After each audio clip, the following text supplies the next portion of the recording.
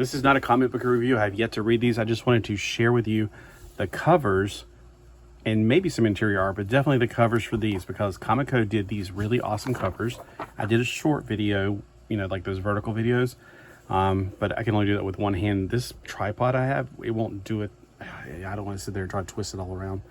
Comico, the comic company, or Comico as some people call it. Here we got the battleship. It's not Battleship Yamato in America. It was another one, and I, for some reason, cannot think of it to save my life. We got Wildstar. And on the inside, let's see if it's telling the story again. Oh, this is the Comet Empire. So this is the second series. The first one, they went to East Kandar to save Earth from being destroyed by pollution. So this is actually based on the other one, the Comet Empire. So just flipping through real quick. So in this one, I think Wildstar, was he the captain? Because I know the captain either died or retired or something. And he became the captain eventually. I always thought he looked very monkey-like. Probably what they were going for, the doctor.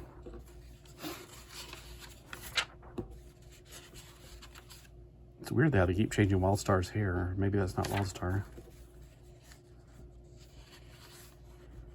Alright, so just a quick review or preview of this. Spaceship Argo. Okay, it's Argo. Yeah, I should have remembered that. Alright, here's issue number 2. Let's see the wraparound cover. It's got a bunch of those trilobites. I remember when I first saw trilobites, I thought, I've seen those before. Then we got the, probably, Hell, Desolate, Hell, Desolate. It's probably a Desolate ship in the background. And then, of course, we got Argo right here. See, since the internet, I've been calling it Yamato because that's the Japanese name, and anytime you want to find it online, you have to look for Battleship Yamato. And they did make action figures for this line. Oh, I love these ships. I built Lego ships out of like those Technic pieces, and then you just plug in pieces on the side. I used to build ships like those. I never could build a ship like that. My cousin Marty had a ship very similar to this. It didn't have the cannon in the front. And of course, it wasn't like space looking, like little pieces down here and up here, but it was the Battleship Yamato. And I guess we actually knew it back then. It was the Battleship Yamato. He built it, and then he put it up on a display in his room. And he was like, that's the Argo. That's the closest thing we can get. Because in America, we didn't have any toys. This was before they allowed toys. I think He-Man was the first line that came out with toys, and then a year later they were allowed to have a cartoon, and the cartoon stunk. I hated He-Man cartoon. I know some of you guys are going to be like, I loved it. Well, I liked the comic book. The cartoon was too silly. I was just at that age where I liked the toys. I know I was too old to play with toys, but I still liked them, and I just hated the cartoon because it was too silly. So I think it was 1984, so I was 14, and yeah, I was just at that awkward age, you know. I wanted to hold on to having fun and being innocent, but I didn't want to. There's dislike. I didn't want to give up. I didn't want to. It was just stupid. I mean, let's just this way. And plus, I was starting to understand that a guy wearing pink lifting all over his sword was a little bit on the trippy side. All right, so on this cover, we got one of the guys in the ships right here, and they're being fired upon. But he doesn't look like one of the Deslex, but that's the Deslex fighters. I think, because it doesn't, well, they're all red, and I'm not used to them being red. I'm used to them being white, so maybe, I can't tell. But why would the Argo be firing on them then? I guess I'll have to read it and find out. But the ships were kind of like jets, so right on. I wondered if, is he 7 Sark 7, or am I thinking of Battle of the Planets? Battle of the Planets was another cartoon I used to love as a kid. But I think that came on Saturday morning, so I didn't have to run off the bus to go watch it. This one came on every day on TV, and I had to run to catch the. I didn't want to miss a single bit of it. I was like, I would shove people off. Get off the bus! Like when people get too long to get off the bus, I'd be like shoving them off the bus. It's like, get off my bus! I want to get home. I was desperately wanting to see this show. It was so awesome. I think this actually came out before the other one though, but I'm not 100% sure. Y'all let me know, because I get those two mixed up all the time. They were right so close together in my brain.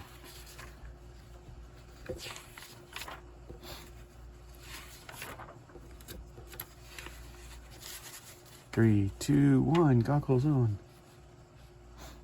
Next sacrifice.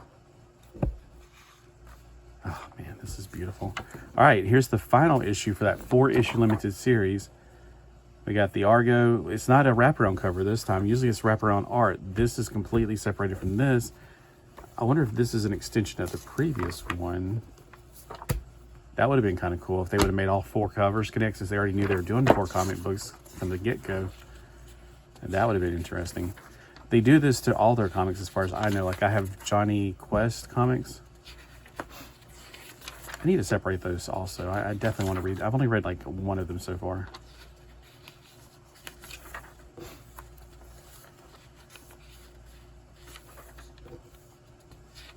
See Johnny Quest, Grendel, oh, Robotech. I definitely like Robotech Macross, Robotech Masters, Robotech New. Love all 3 of those. So I definitely want to get all of those. Yeah, I love Robotech Sentinels because it takes my universe and makes it go farther. I hope this is not like just a reissue, like just kind of a telling you what happened in the cartoon, because I don't need that. I would rather... No. I'd rather have completely brand new stories.